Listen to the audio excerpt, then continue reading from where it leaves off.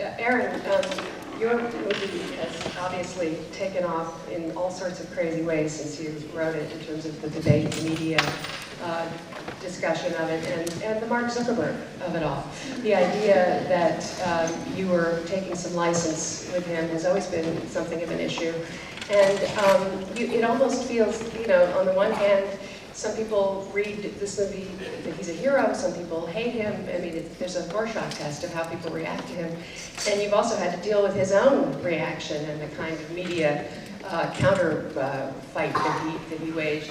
But in some ways, your movie's responsible for him being on the cover of Time. Could you articulate for me a little bit how you have responded to this extraordinary arc that has emerged since you wrote this script? Presumably, you know, thinking about what might happen and not sure how it would play out.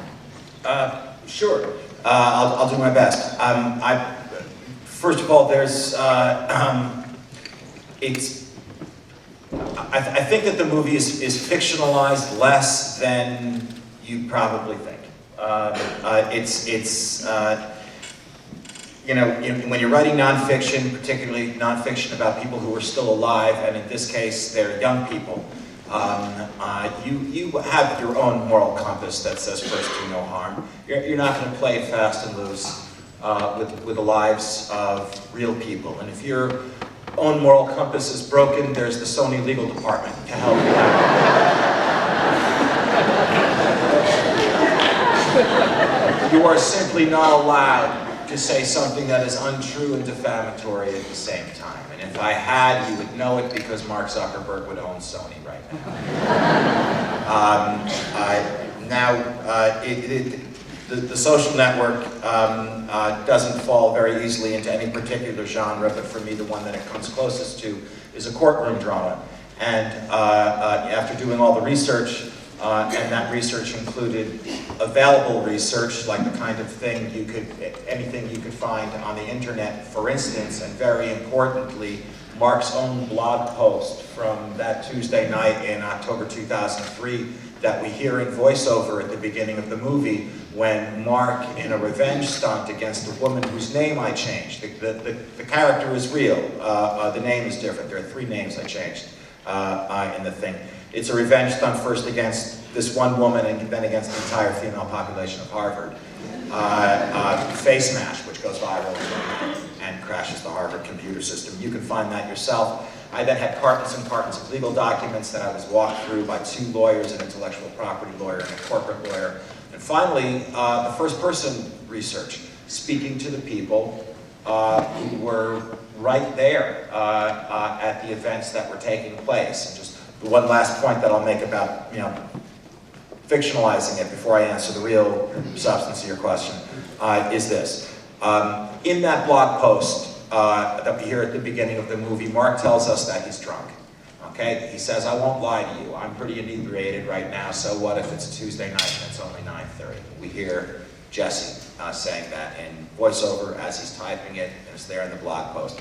What I had written in the script was that Mark walks into his dorm room, walks past his laptop, turns it on, walks out of the frame, comes back in, puts a glass down. You see ice go into the glass, vodka go into the glass, orange juice get poured over the glass, and he begins drinking. But a few weeks before photography began, we found out that it was beer that he was drinking that night, specifically Beck's. And so David Fincher said, all right, Aaron, we're going to have to change it to a beer.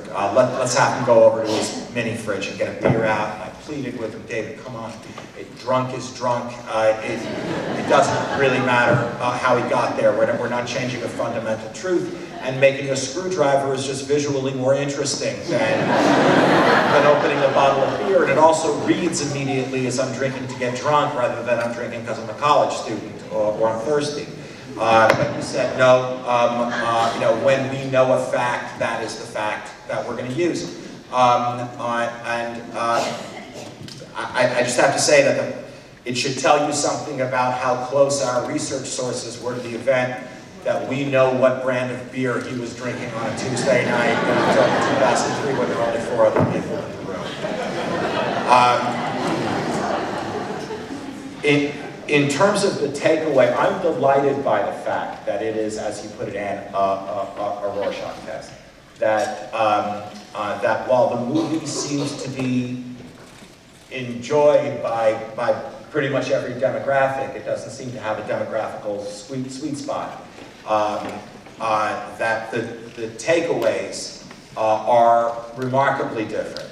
That there are people who see it as a cautionary tale about technology replacing humanity, and that it doesn't matter how many, friends you can count on your page. What matters is the depth of the friendship that you have with one person. And there are people who see Mark as a rock star, who kind of overthrew the establishment and built his own thing. And there are plenty of other takeaways as well, and none of them are invalid. And I like that the movie doesn't take a position on who was right and who was wrong, who's lying, who's telling the truth, who's good, who's bad, or what you're supposed to think the movie is about. And so I feel very good about that. And yet in some of your acceptance speeches, you seem to be reaching out to Mr. Zuckerberg as if, you want to say thank you, or you're trying to ameliorate it. I do, and that's because, what in the week that the movie opened, we opened in the US on October 1st, and in just a few days before we opened, he donated $100 billion to the Newark public school system. That gift was met with some skepticism and cynicism in the press because it was felt that it was done to deflect the negative criticism that would surely be coming his way when the movie opened. And I felt like neither the kids in Newark, nor their parents, nor their teachers gave a damn how the money got there, that it was an extraordinary gift, and I was trying to tell him that on television. One of the reasons I really got jazzed about writing the movie was because when I would, the first thing I did was just see a couple of tapes of him. Leslie Stahl had done an interview with him 2 years ago. She also did one very recently, but she did one with him 2 years ago, around the time that I first started working on the movie.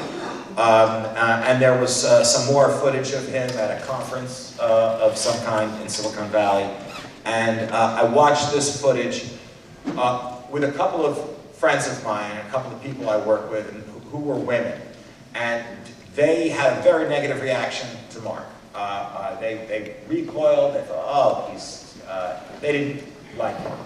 And I did. I saw what they were seeing, but I also saw a kid who is socially awkward, and I was able to identify with that. A kid who's in way over his head, and I'm able to identify with that too. He was 26 years old at the time of his Leslie Stahl interview, running a company the size of General Motors or CBS, and being interviewed on 60 Minutes. And I didn't believe that I would have been able to handle that as well as he had. So, honest to God, what you're referring to, the couple of acceptance speeches I've been delighted to be able to give when I've reached out to Mark, I've really been talking to that kid who got shoved into his locker his whole life, saying, you did all right. Thank you.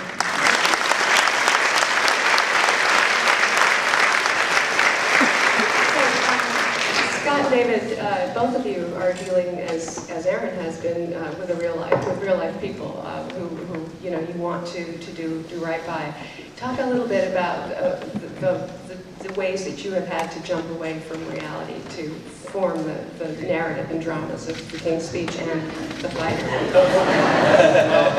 We had to change a lot, condense a lot. I think it's a different level with sort of Mickey and Dicky. Do speak into the microphone, yeah. Like that. I think it's a different level for Mickey and Dicky. I think we wanted to stay as close as we could to the truth of who they were as people and try to be authentic as we can to the characters. But we had to change a lot for the time period. In real life, Dicky went to prison for 8 years.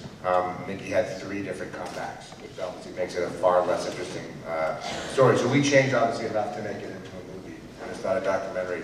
As far as the reaction, you know, I think it was harder for Dickie, I mean, to see himself up there smoking crack, and Christian is so sort of convincing. I mean, it was really difficult for him to watch the movie. Mickey, I mean, I could never imagine someone making, not that anybody would want to, but making a movie about my life. I mean, it's such a, I just couldn't imagine someone up there playing me, going through some experience that I had had. And so I think, you know, how someone reacts is obviously personal. The weird thing for Mickey is the one part he hated is that in real life he never got knocked down in the fight against Shane Neary. And he hated Shane Neary. Mickey's the sweetest, nicest guy, but he hated Shane Neary. He was really rude to him. And so Mickey was really upset that it showed him being knocked down. Like, I never fucking got knocked down. He was like, that, it took him time to get over. That's the only thing that bugged him. It was like, that was crazy. But, you know, we took the movie to Lowell, and I was most concerned with Alice. Because these are real people. I mean, it's easy for us to sort of, especially in our case, they're alive. But, you know... And they're on your set, right? Yeah. There's a lot of, yeah, there's a lot of them. And it took, and it was shot, and obviously it's shot in Lowell. But these are still real people who have kids, and ex-husbands, and husbands, and boyfriends, and they, you know, and they go to school, and, you know, it's sort of, I don't think anybody sees themselves in the way that sort of the movie portrays them. You know, it's sort of, that's who they are as people, you know? And so I was sort of, especially for Alice, who is really frail, she's 80 now, she's actually in the hospital, but she hadn't been out of her house literally for like months, and she was, when she was younger, she was no joke. I mean, she was tough, but now she's really frail, and so, and I thought the movie would kill her. I mean, it was sort of like, I was terrified, because there's some stuff in there that I knew that was true, but that would embarrass her about the number of husbands, the number of different fathers for kids. There was only 2 husbands. So there's some stuff that you go, I don't know, and so she watched the movie, one of the producers, Dorothy Aforio, and I was terrified. And David, to his credit, sort of stood there, because if anybody, they were going to point at him, not at me, for that. So he stood there, and Alice started watching it, and she's like literally like 80. I mean, she's tiny and thin, and she sat there watching it. And the one thing in real life that I also think is in the movie, Alice loved to get dressed up for events. One of the things for her that was great when Dickie started boxing is she'd always go get her hair done, she'd always get an outfit for it. I mean, that was sort of part of the experience. So of course, Alice had already gone and got a new outfit, and she had her hair teased up, and she was frail, thin. And she started watching the movie, and she had a bag of popcorn, and her hand just froze for the first 10 minutes of the movie, and it didn't move. And I really thought it was going to kill her. It was like, she just stood there. And the first scenes are the toughest, because Melissa Lee, who did a great job, comes in and shows a scrapbook. Then there's a scene in the bar where you find out that there's a bunch of different fathers, and there's 9 kids, and it's like they're giving her a hard time, but it's the truth. And I was just like, and she froze, and then as the movie got started on, she started eating the popcorn.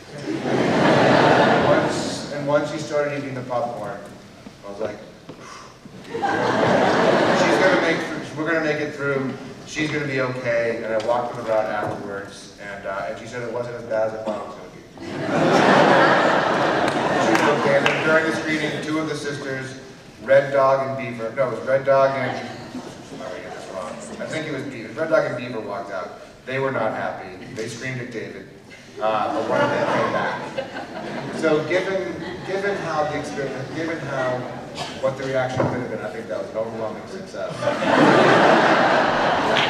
literally thought that someone would get killed in this movie. You know, so that was sort of, and they're, you know, it's complicated. David? Well, I've not had the pleasure of seeing the Queen eat popcorn. Nor is she liable to make a commercial saying, if you're only going to see one royal film this year, see the King's Speech. We do know it has shown at Buckingham Palace to the household, that is to say the private secretaries, the equerries, the courtiers, and they loved it. I was not there, but I was told that Prince Charles's private secretary at the end of the screening said, "Bloody good show." When you're writing about a recently reigning monarch of England, you've got to be a little careful. So obviously, I felt there was a great burden upon me to be as historically accurate as humanly possible. Sure, liberties have to be taken. We're making a film, not a documentary. The greatest liberty I took was similar to yours, the compression of time. The relationship between Logue and Bertie was over a very extended period, which makes for kind of a flabby movie. I've noticed doing a lot of biopics that people don't have the grace to live their life in a good 3-act very messy. But I tried, you would be surprised how many lines in the film are actually direct quotes. A great deal of them. We get sometimes criticized for things that seem too good to be true. Some critics have said, well, it's absolutely nonsense that the Queen was sitting on the King's stomach during his breathing exercises. I've got to tell you folks, that's exactly what she did. The scene where, right at the eve of the coronation, Cosmo Lang, the Archbishop of Canterbury, discovers that Logue is not a doctor, has no credentials, had no formal training, and wants to replace him, and Bertie stands up to him, that really did take place. It was not the last night before the coronation, but it was during the rehearsal period. It did take place. The techniques, I mean, the greatest challenge I faced was, of course, the gut of the film. It's 2 men in a room, and nobody else was in the room with them, and they're both gone, so I can't interview them. So it had to be educated surmise. But it wasn't a terribly difficult problem, really. Although I could never prove that Lionel Logue read Sigmund Freud, I knew intuitively he had to be using the talking cure. And surprisingly, I got to prove that in an extraordinary way. I have a very elderly and eccentric uncle in England, also named David, also a former stutterer. And in the early stages of this project, when I was trying to do it on my own nickel, he would let me use his flat in St. John Wood as a pied-à-terre. And he became familiar with the project. He asked to read the screenplay, which I gave him. And one day he said to me, that fellow in your project, Logue, isn't his name? I said, yes, Uncle. You read the screenplay. His name is Logue. Australian, wasn't he? I said, yes, he's Australian. Yes, I saw him for years as a lad. He said, what? He said, yes. Your grandfather, my father, wanted me to be treated by the King's speech therapist. So I went. I said, but Uncle, why didn't you tell me? What went on? What were the consultations like? What was the treatment like? He said, well, I didn't mention it because it was rubbish. Absolute nonsense. The man didn't know anything. He was an Australian gangster just taking money. All he wanted to do was talk about his childhood and his parents and get me to talk about my childhood and my parents. I said, yes, but David, you don't stutter anymore. He said, yes, but I would have outgrown it, wouldn't I? So, if you know that one of the people in the room is using the talking cure, and if you've read everything conceivably written about the patient, which I had done, obviously, it's pretty easy to figure out what they're going to be talking about. So I feel confident that, can I say that those were the exact words they used? Absolutely not. But is that probably what they were talking about? Yeah, I think it's a pretty good guess. So that was how I was dealing with that. So Carl, you were basically...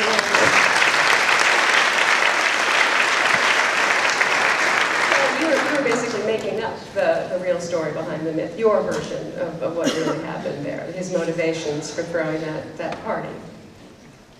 Well, it's sort of the basic writer's tenet, right? You're coming from a mystery, a complete mystery in this case, of what actually happened. But something happened. Something made this man of promise. Everybody said that he was very bright, had a brilliant future ahead of him. And he withdrew completely from the world.